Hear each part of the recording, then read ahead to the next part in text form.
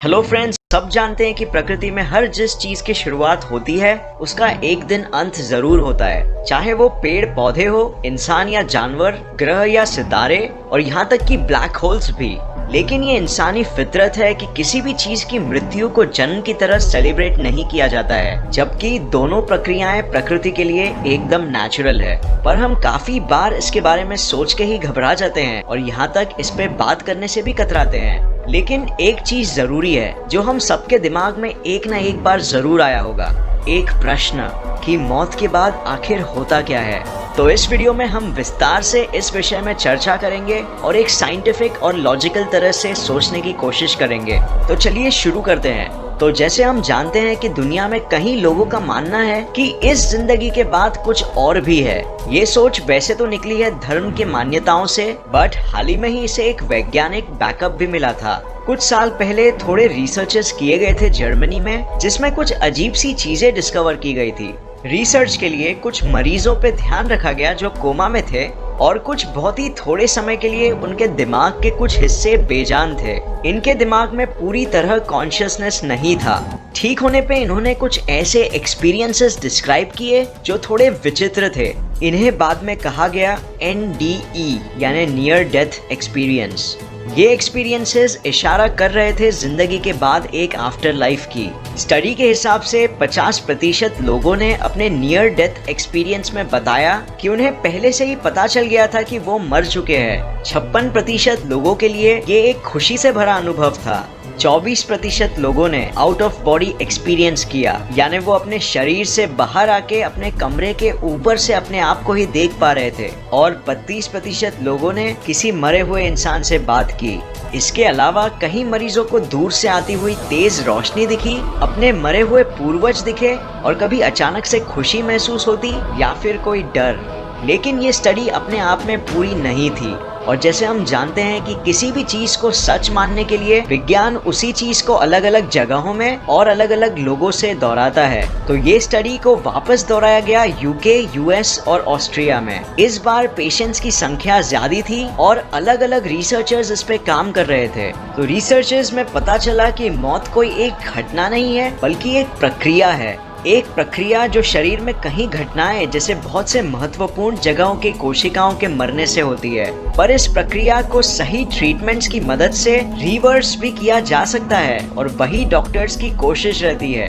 तो इस स्टडी में सारे मरीजों में से सिर्फ 9% मरीजों ने NDE रिपोर्ट किया और बस 2% लोगों ने अपने आप को अपने शरीर से बाहर महसूस किया। वैज्ञानिकों ने यह खोज किया कि मौत के करीब हमारे दिमाग में ऑक्सीजन की कमी के वजह से दिमागी प्रक्रियाएं तेज हो जाती है और इस वजह से हम बहुत सी अजीब चीजों का अनुभव करते हैं।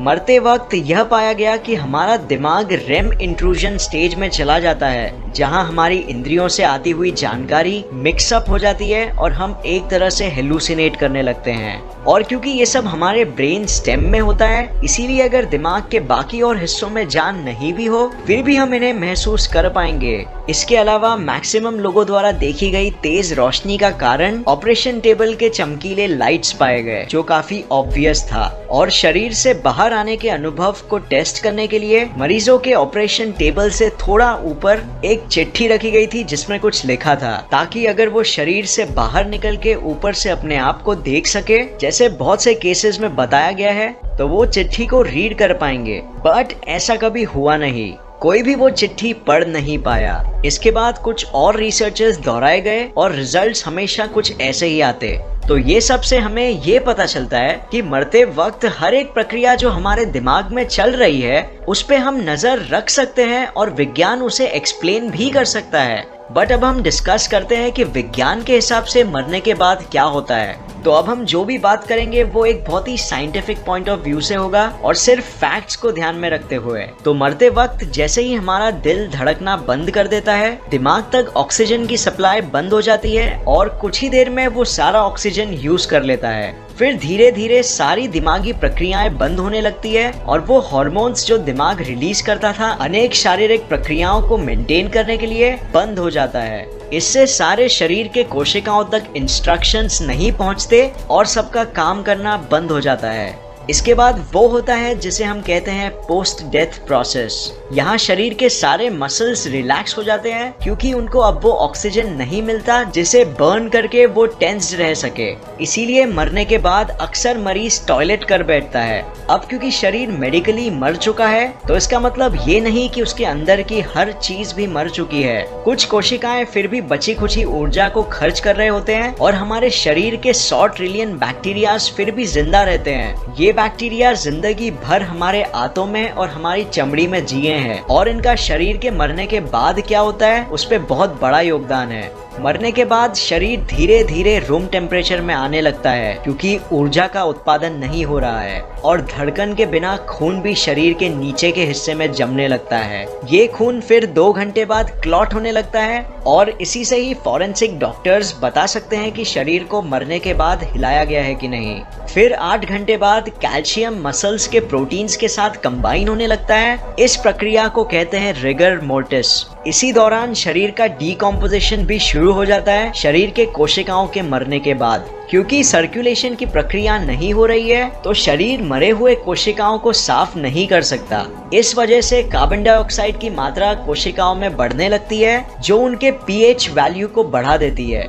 इस वजह से सेल मेम्ब्रेन्स यानी सेल्स के दीवार कमजोर होने लगते हैं और अंदर के फ्लूइड्स को बाहर रिलीज करने लगते हैं। फिर ये फ्लूइड्स और एंजाइम्स बहुत से रिएक्शंस करने लगते हैं जिससे शरीर का रंग बदलने लगता है और अलग अलग टाइप के गैसेस उत्पन्न होने लगते हैं। फिर दूसरे या तीसरे दिन बाद प्यूट्रीफैक्शन की प्रक्रिया शुरू हो जाती है जहां हमारे अंदर के बैक्टीरिया ऑर्गन्स को खाने लगते हैं। पैंक्रियास के एंजाइम्स जो खाना डाइजेस्ट करने में मदद करते थे वो अब खुद अपने आप को ही डाइजेस्ट करने लगते हैं पेट के बैक्टीरियास के साथ। इस प्रोसेस में बहुत सारा गैस रिलीज होता है जो 2 केमिकल्स प्यूट्रेसाइन और कैडेवरीन के साथ एक लाश को उसकी टिपिकल गंध देते हैं। इसी दौरान शरीर का रंग ग्रीनिश से पर्पल होने लगता है जो आखिर में ब्लैक हो जाएगा। यही बदबू फिर कीड़ों और मक्खियों को आकर्षित करती है जो शरीर में अंडे देने लगते हैं। एक ब्लोफ्लाई एक टाइम पे 300 अंडे दे सकती है जो एक ही दिन में हैच हो जाते हैं। यही कीड़े फिर मैगेट्स बनके शरीर को खाने लगते हैं जब तक वो पूरी तरह विकसित ना हो जाए।